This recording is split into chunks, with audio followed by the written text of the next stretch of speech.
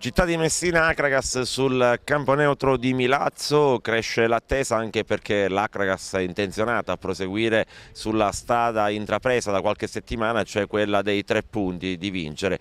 Oggi ha voluto parlare il presidente Silvio Alessi, che si è detto molto soddisfatto di come l'Akragas sia tornata ad essere quel tritasassi di inizio stagione, a dire il vero dell'Akragas che si è visto benissimo fino alla gara con il Savoia poi pareggiata 0-0. Ma sentiamo il massimo dirigente biancazzurro. L'Akragas sembra tornato il Tritasassi da qualche settimana a questa parte, anche grazie al recupero di qualche uomo importante, l'ultimo in ordine di tempo domenica scorsa il capitano Pellegrino. La notizia di ieri è che la curva sud, dopo gli episodi che l'hanno contraddistinta negli ultimi tempi con il caso Valenti, si è addirittura sciolta. Lei aveva già fatto pace con metà di loro.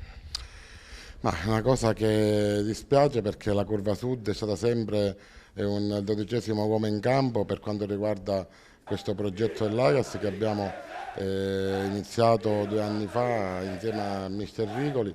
A noi dispiace anche se devo dire che una parte della curva so che ancora è rimasta sempre in essere, in quanto domenica sono stati allo stadio, hanno tifato, hanno cantato, ci hanno applaudito.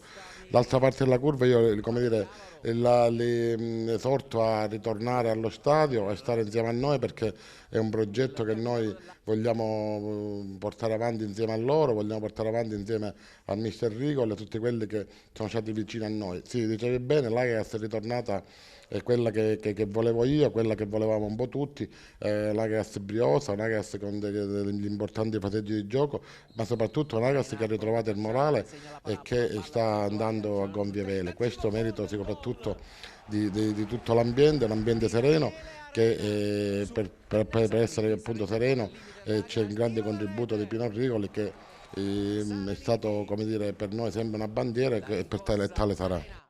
Il tocco e la rete per il poker biancazzurro.